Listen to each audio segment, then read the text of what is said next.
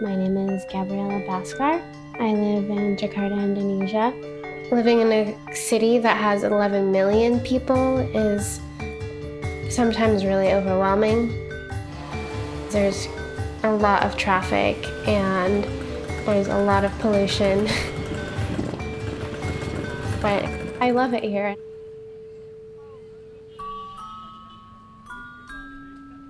I started taking pictures when I was 10 years old, when I begged my grandparents to buy me a camera. I was like snapping everything I saw, and my dad was really irritated with me because every time he developed film, he just had really awful pictures of nothing. And he told me that until I took a good picture, that he wouldn't develop my film anymore. So that became a challenge to take a good picture after that.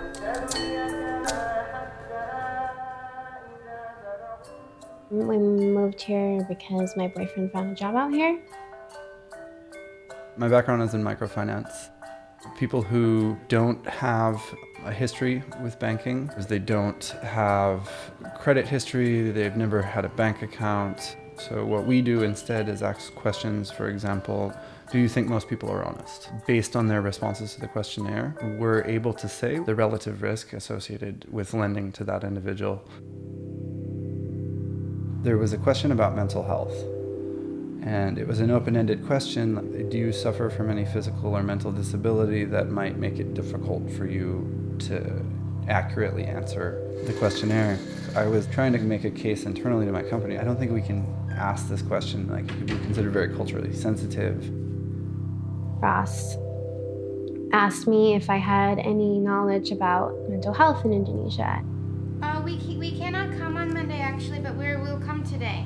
Most of my work isn't photographing. It's mostly research. There are a few mental health hospitals in Indonesia. For a country of 240 million, there's something like 33. Our government is very strict. They doesn't want to develop new mental hospital. So they try to change their mind to develop shelter, social shelter for people with mental illness. So this is like a trend. Bekasi government have 3 shelters, even though it's not formal. Also the general hospital bring the patient to Galuh. The Yayasan Galuh is a private mental health facility. It's hard to understand that with such a flourishing middle class, that something like this could still be prevalent here. When you walk in to the gates, there is an open area of just dirt and gravel and a flagpole. It's like a courtyard that is surrounded by a main building, which serves as a main holding place for most of their patients. And there are a bunch of flat wooden beds. There's also apartments that are lining this courtyard where many of the staff live, and also some of the patients that are less unpredictable.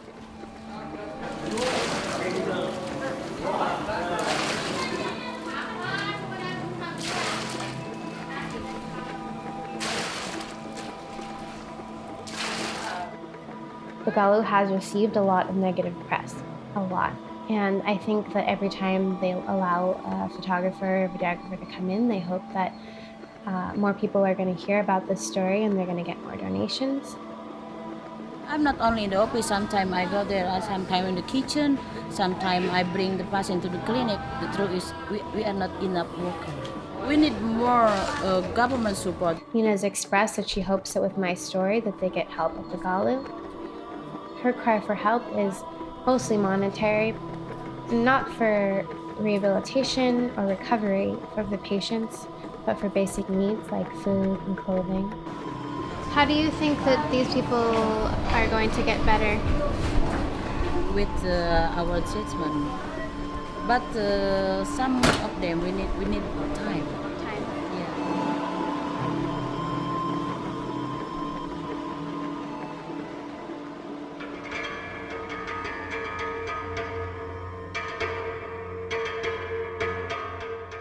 Pasung was the first thing that you see. In Bahasa Indonesia, pasung is the shackling of patients.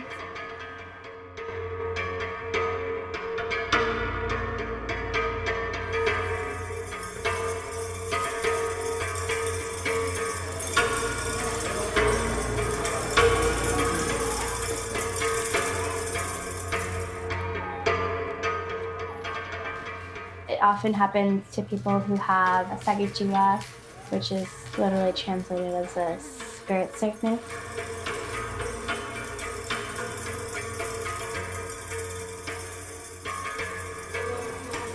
It could be something minor, like trying to leave the Galuh, or it could be something major, like attacking another patient or trying to commit suicide.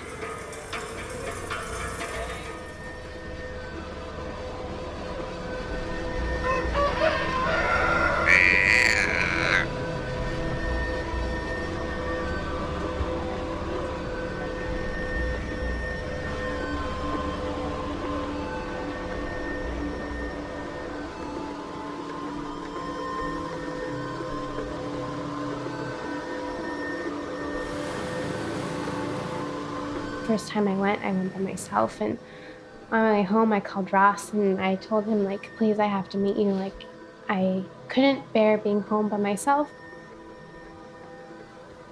or anywhere by myself for that matter, like just sitting in my thoughts and thinking about them.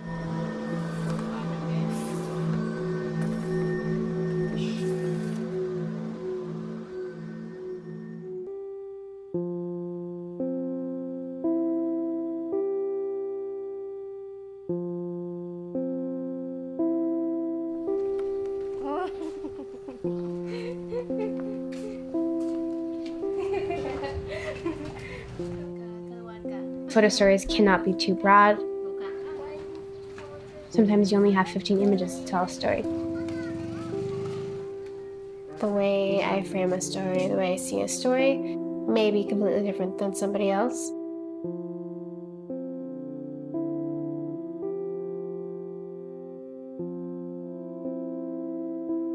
Paula is my friend. She's a journalist, my business partner. I told Paula what I had seen when I went to the Galuh, and she asked if she could join me, and she wrote a story about it also. A lot of them were half naked or totally naked, and a lot of them were chained. And I think it was so unreal. The majority of the pets people have, they are living better lives than the patients in Yayasan Galuh.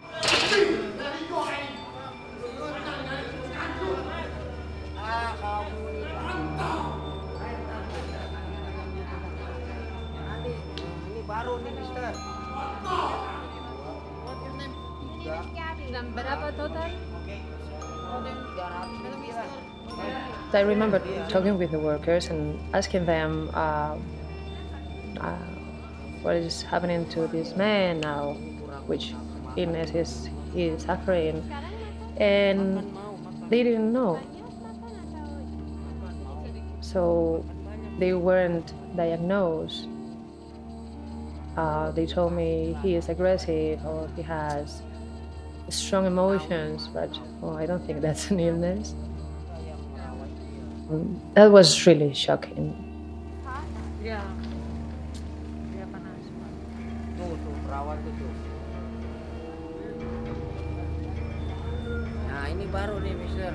I don't know the cause why I here. I just want to know. I want to cure as fast as possible, as fast and as quick as possible.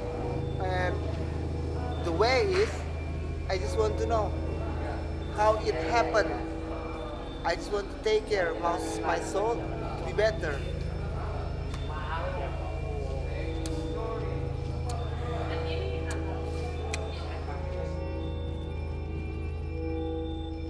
You don't know how to face what you feel, or you don't know how to explain that to your friends or your family. The worst part is that there are people like you, like me, are living like that. And I think a lot of Indonesians don't know about it. I guess some don't care.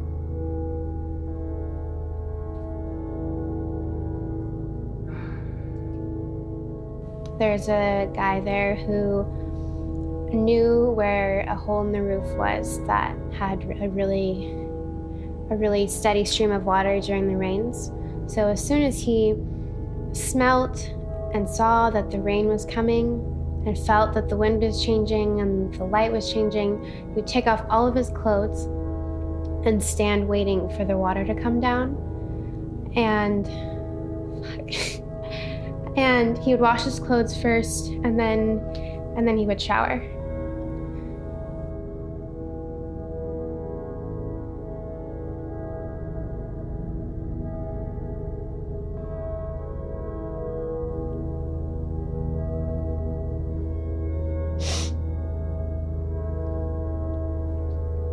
I haven't cried about this ever.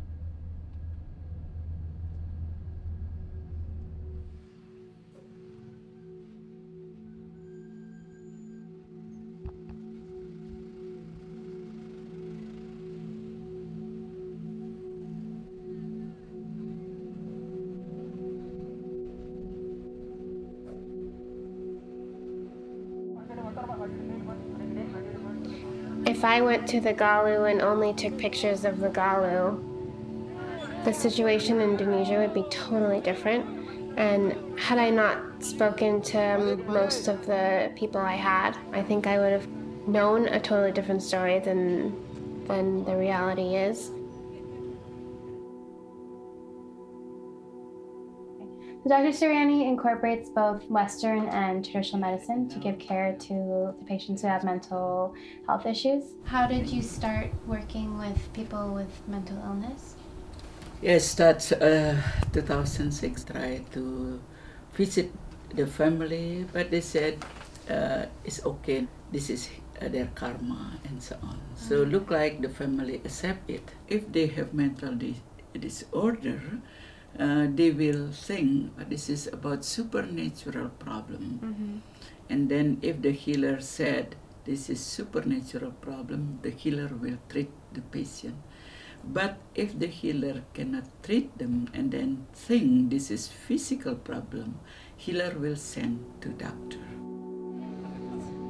She has a team that scouts and identifies patients who suffer from mental illness.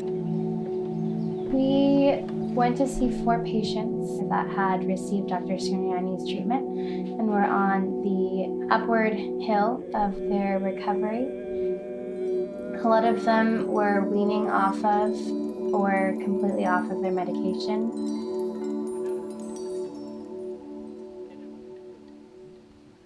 Why do you think that is that Pasung is still happening here? In my opinion, maybe psychiatry is not active to tell the government. So what do you think the government needs to do to make the situation better? Give promotion and prevention to the people. Teach the people what they must do, not only to make them free. They need also work, job. Like in my patient, after they are free, what I must do? No job. And they just sit like that.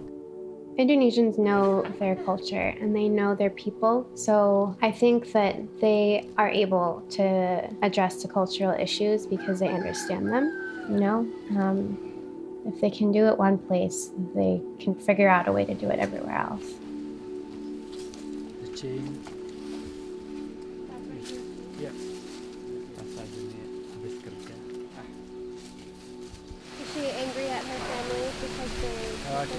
Agaknya merasa gedang dan banyak keluarga karena ngenang gitu. Merasa.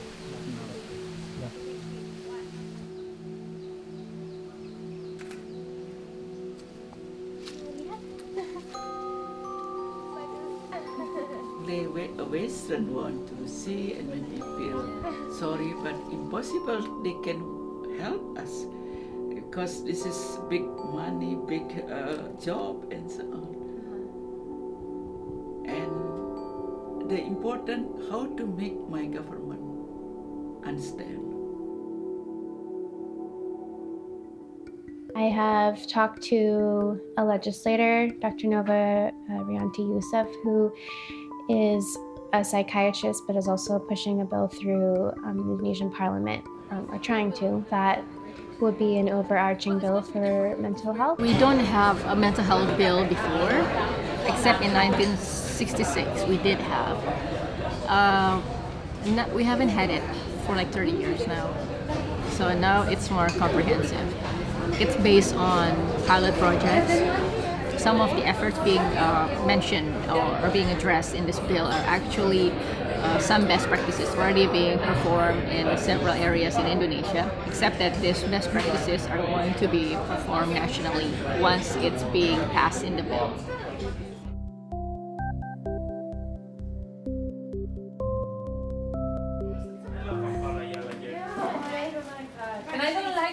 Well, I think positive stories are great, but the good thing about writing about negative issues is that you're trying to make a change. Where's the wine opener? I don't know. I gave it to you. I know, but I understand that people complain that usually they watch the news and everything is so negative, and I understand, but I mean, that's the news. You are trying to raise awareness about something that is going wrong. Because if it's not going wrong, you don't have to raise awareness about that, right? Look. Yeah, Gary, look at this.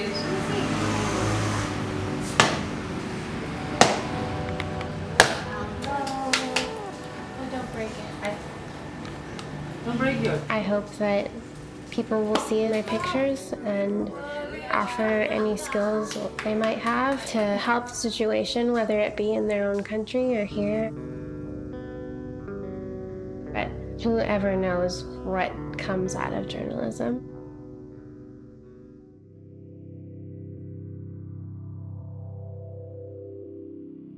The university started a program where they were sending a couple of psychiatric doctors who were residents to the Galuh once a week initially to do trainings, to do some diagnosis of the patients, and also to teach the nurses at the Galuh a little bit about general care and health. Dr. Nova was running for re-election this year and was not successful in her efforts. However, she did somehow manage to pass the bill. That includes mental health for senior citizens, adolescent mental health, education, prevention. It's a huge, huge endeavor. There's no exact number they have decided about budget for how much all of this is going to cost, but they do have something in place at least to protect people's rights, and that it is in fact a right of the population. It's a step in the right direction, I think. This drone section of stairs. Good? Looks good?